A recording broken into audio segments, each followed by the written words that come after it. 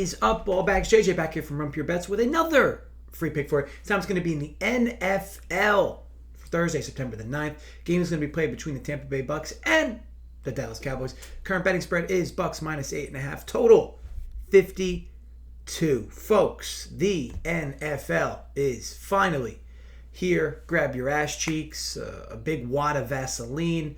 Buckle up because the road ahead will be quite bumpy. I'm back with these Thursday Night Football vids as always. Let's aim to get this started on a high note. Now, much like college football, picks are going to start at half U, and I'll be at 1U probably from week 3 onward. Again, just kind of dealing with the higher variance early on in the year, and I'll take it light, as I advise most of you to do the same. Now, some people grab their nuts and throw them on the table for week 1, and then others staple their nuts to their shaft. To avoid risking it all. Consider me closer to the latter. And look, of course, there's also some that have lost their balls during a marriage. We got some chicks literally walking dudes' balls around for them. Quick moment of silence for those poor chaps.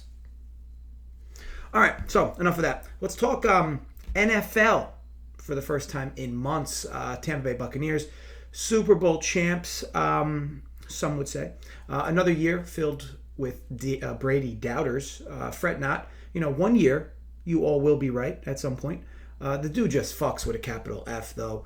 He's back with all the same weapons from before, and as long as he's upright, Tampa's certainly another Super Bowl contender, right? The Dallas Cowboys, now under their second year under McCarthy, in what was an interesting season from them, to say the least. I mean, Dak suffers the brutal injury. Where up until that point, he had his eyes set on passing records for sure, at least.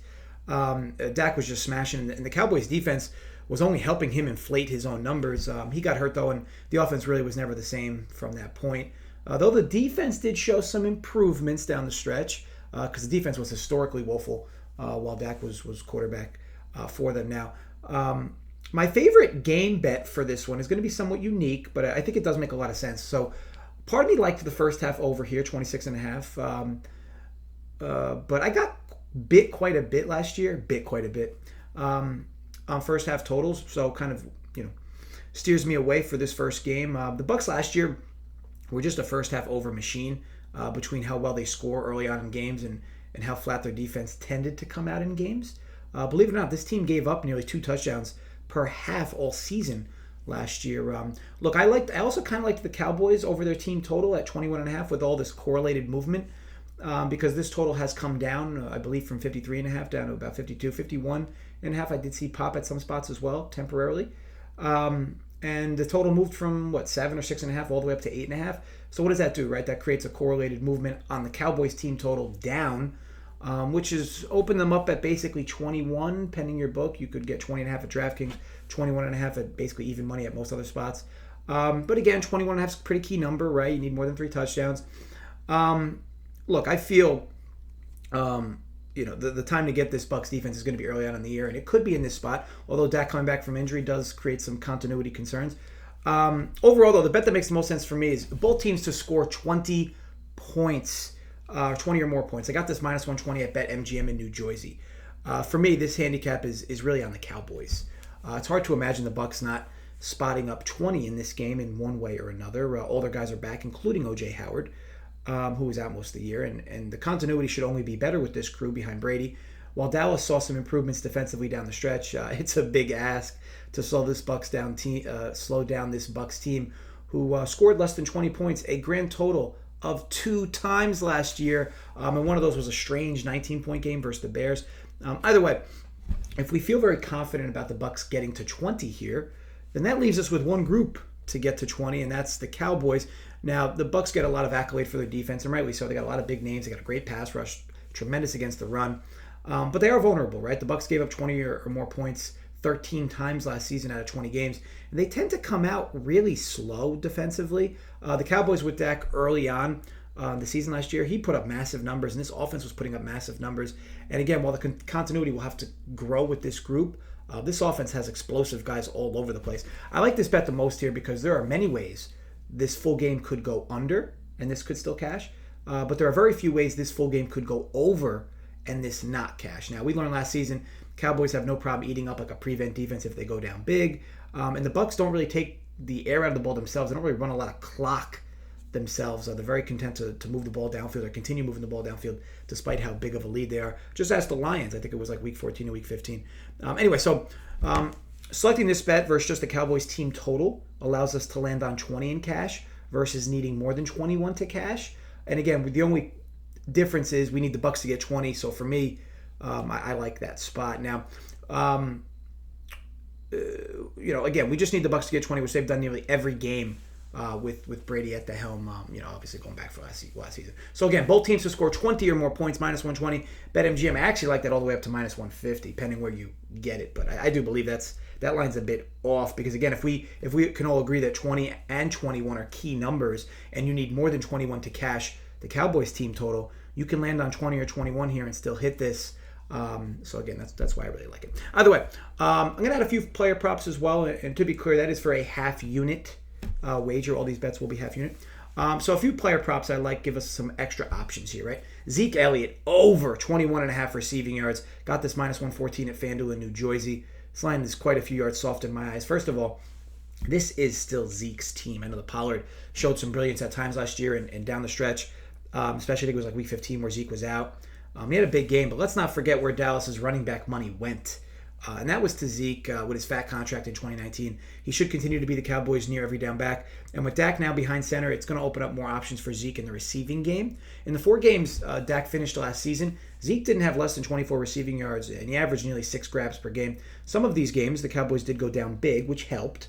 But this number is low for a few more reasons. Okay, so you really can't run against Tampa Bay, right? They're really good between the tackles, really strong up front. But you can create slip screens that add an extension to your run game. With all the weapons Dallas has in the receiving game, Zeke will likely be covered by a linebacker at best in coverage and have ample opportunities to grab yardage. Overall, this line is more of an average of Zeke's entire season versus what he was doing with Dak under center. His numbers were far better in the passing game. And again, I'm not somebody who trusts the fact that Pollard's going to get all this work in the backfield. This is still Zeke's team. He should be getting most of the work in this game. And again, if they go down, he's going to be required to do more out of the backfield. So I like this number, and I think it's very soft at 21.5 minus 114. I also like, as a bit of a stab, O.J. Howard to land in the box at plus 300 on DraftKings. I kind of find it comical that Gronk has better touchdown odds than Howard at plus 250. I mean, Howard last season was, when he was healthy, he was doing work for this team. He scored in half the games he actually finished. He had more than like 50 receiving yards in both. Remember, these days Gronk is truly a glorified blocker. He was doing more work in the passing game because the Bucs required him to. The Bucs were dealing with some injury to the receiving corps for a bit. Obviously, tight end was an issue with Howard being out. But look, Gronk is still a very good blocker, one of the best blocking tight ends in the game. And Howard is one of the most athletic tight ends in the game. 6'6", 250. He's going to have plenty of opportunities for touchdown grabs within this offense. And I know that Mike Evans used to eat up a ton of red zone share, but that was because he was one of the easiest big targets. With O.J. Howard back in the mix, I expect him to get targets his way. They could potentially maybe use Gronk as a decoy. But either way, I expect Howard to be doing a lot of work in the passing game in this offense. So they might ease him back in, so I don't like the idea of him having like this monster game.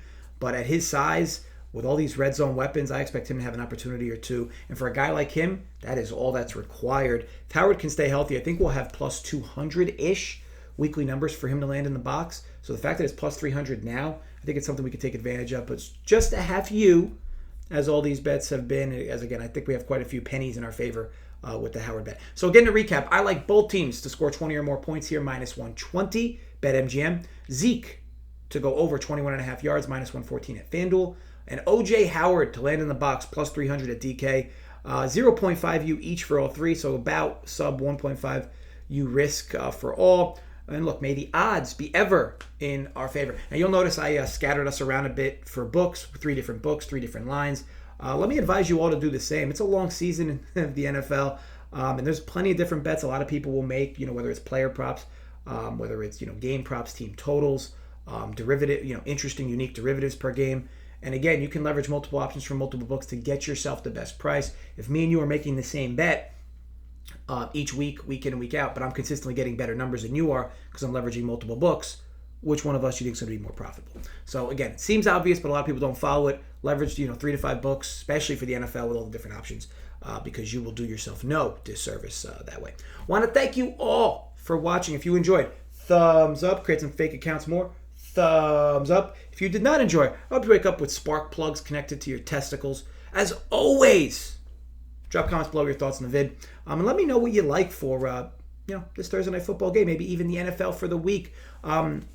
Be sure to drop a comment either way because no one likes a silent stalker. We have a fun-filled weekend of incoming of content, so be sure to soak it all in. NFL, college football, Major League Baseball, UFC, US Open semifinals, and tennis, live shows, etc.